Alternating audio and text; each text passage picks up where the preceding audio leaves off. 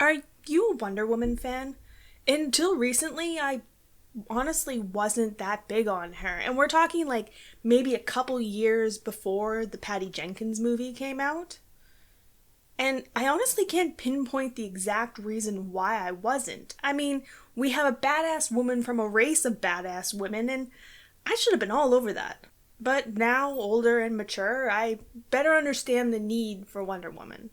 And yes, there is a need for Wonder Woman, which is what made me so excited to read the first book in the DC Icon series, Warbringer by Lee Bardugo.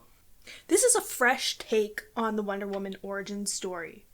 You know, the one that we've seen a million times again and again. The one that deviates slightly and has little different changes, but isn't really all that different. Either she's a demigod or she was formed from clay. But usually she meets Steve Trevor and off the island she goes to the world of man. Well, that didn't happen in this case, and I actually loved that. And unlike the millions of DC reboots, this is a little more all ages friendly. I mean, it definitely beats the story of the Amazon boarding ships to seduce sailors and then kill them just to procreate. Warbringer follows Diana in her first steps into the world of man, but this time as a teenager. This isn't the same tired story of her journey to Wonder Woman. This is before Diana becomes the hero she's destined to be, before she helps found the Justice League. This is Diana. After saving a young woman just off the shores of Themyscira, Diana sets out on this huge journey to bring about the end of the line of Warbringers. Young women that are born into the world to bring nothing but hatred and chaos and stir war. The first being Helen of Troy.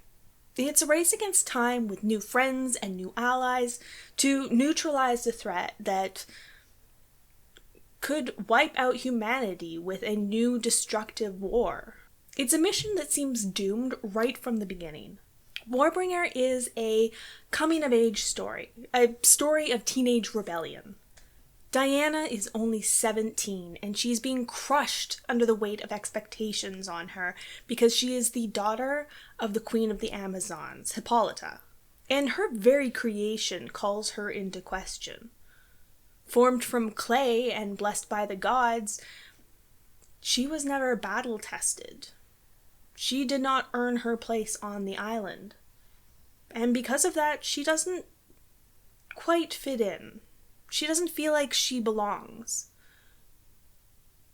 And yet her mother refuses to allow her to go off to prove herself.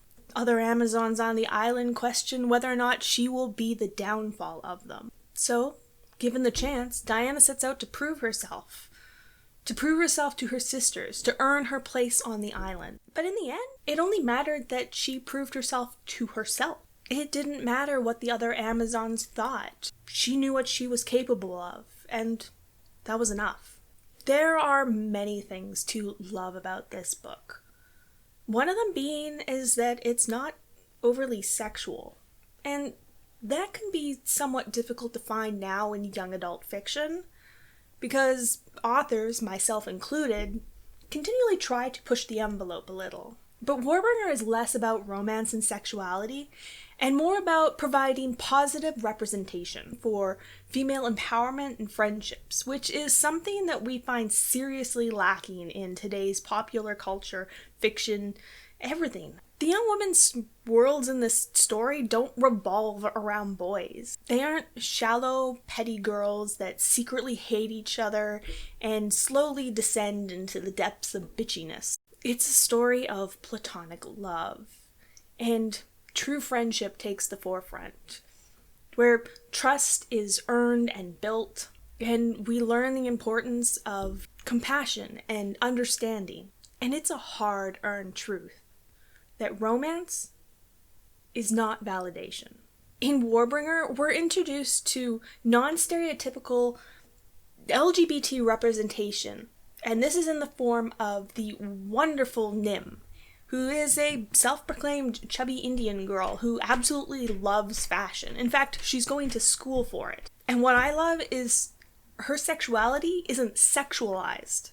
And it isn't even the usual stereotypical butch lesbian with the overabundance of flannel. She's just a girl being her, and that's who she is. She's true to herself and not anyone's ideas of what she should be. This story is chock full of strong female role models. And we're not just talking about the usual badass warrior women, but women with cunning and intelligence. Alia is a huge science nerd, and we're talking major encouragement for more women in sciences. Not only that, but the women in the story stick up for each other. There's no catty infighting.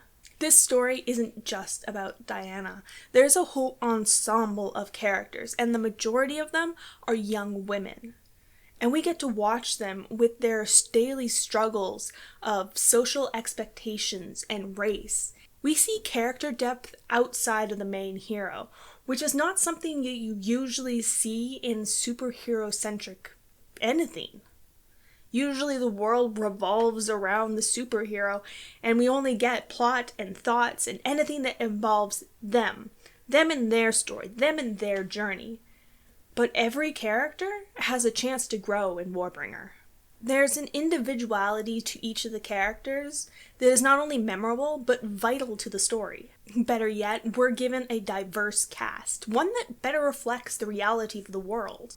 We have a Greek female, a Greek African-American brother and sister, we have an Indian female, and a Brazilian male. The book swaps points of view between Diana and Alia.